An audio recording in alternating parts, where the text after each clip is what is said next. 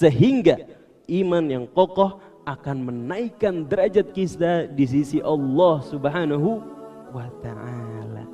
Para hadirin yang dirahmati Allah Subhanahu wa ta'ala, saya ingin memulai kajian kita dengan sebuah kisah yang saya yakin ketika kita mendengar kisah yang dikutip dari sebuah hadis ini, saya yakin kita semua akan iri tapi juga sekaligus bahagia karena mendengar pesan yang ada di dalamnya. Adalah sahabat Abdullah bin Abbas radhiyallahu anhuma. Siapa? Abdullah bin Abbas radhiyallahu anhuma. Bismillah. Kenapa radhiyallahu anhuma? Karena dua-duanya merupakan sahabat baginda Nabi Muhammad sallallahu alaihi wa alihi wasallam. Sayyidina Abdullah maupun Sayyidina Abbas. Sayyidina Abbas siapa? Pamannya baginda Nabi Muhammad sallallahu alaihi wasallam. Adalah Sayyidina Abdullah bin Abbas. Ketika masih muda, barangkali semuda kalian, pada suatu hari diboncengin sama baginda Nabi Muhammad sallallahu alaihi wasallam, berjalan bersama baginda Nabi Muhammad sallallahu alaihi wasallam. Kata beliau, kuntu khalfan Nabi sallallahu alaihi wasallam. Pada saat itu aku berada di belakang baginda Nabi Muhammad sallallahu alaihi wasallam. Berjalan Sayyidina Abdullah bin Abbas bersama baginda Nabi. Kemudian baginda Nabi memberikan nasihat.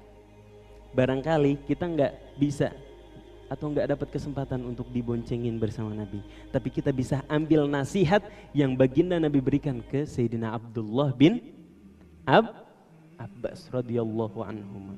Nasihatnya adalah pada saat itu baginda Nabi Muhammad SAW memberikan nasihat, ya ghulam, wahai pemuda, kata baginda Nabi, ihfadillaha yahfazka. Boleh dicatat ya, ihfadillaha yahfazka. Ihfadillaha tajidhu tujahaka. Idza sa'alta fas'alillah wa idza ista'anta fasta'in billah. Wa'lam annal ummata law ijtama'at ala an yanfa'uka bi syai'in lan yanfa'uka illa bi syai'in qad kataballahu lak. Walau ijtama'at ala an yadurruka bi syai'in lan yadurruka illa bi syai'in qad kataballahu alaik. Rufi'atil aqlam wa jaffatis suhuf.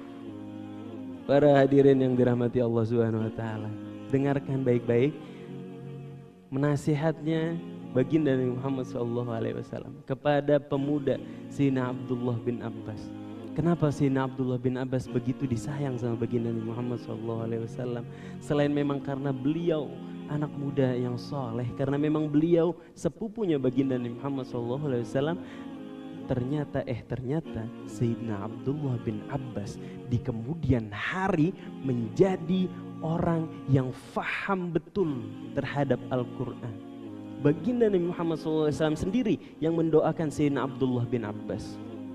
Baginda Nabi Muhammad SAW mendoakan Sayyidina Abdullah bin Abbas, ya Allah, berilah dia pemahaman atas agama dan ajarkanlah dia takwil, ya Allah. Ajarkanlah dia penjelasan dari Allah Subhanahu wa taala. Sayyidina Abdullah bin Abbas langsung dapat doanya baginda Muhammad sallallahu alaihi wasallam. Sayyidina Abdullah bin Abbas menjadi penerus dakwah Nabi, pemegang ilmu tafsir pada saat itu. Masya Allah. Beliau memiliki pemahaman tafsir yang sangat amat luas. Oleh karena itu nggak heran kalau Sayyidina Abdullah bin Abbas dapat kesempatan berjalan diboncengin sama Nabi Muhammad SAW. Kalian mumpung masih muda dan mumpung masih belajar di sini, buat bapak-bapak, buat ibu-ibu juga masih ada kesempatan. Kalau kita mau berkumpul bersama baginda Nabi Muhammad SAW nanti, dekatkanlah diri kita dengan Al-Quran. Karena itu tali yang baginda Nabi Muhammad SAW bentangkan, ajaran yang baginda Nabi Muhammad SAW ulurkan dari zaman beliau sampai zaman kita pada saat ini. Jadi kalau kita mau mengikuti, berkumpul, dimasukkan golongannya baginda Nabi Muhammad SAW, pegang erat Al-Qur'an, jangan sampai lepas.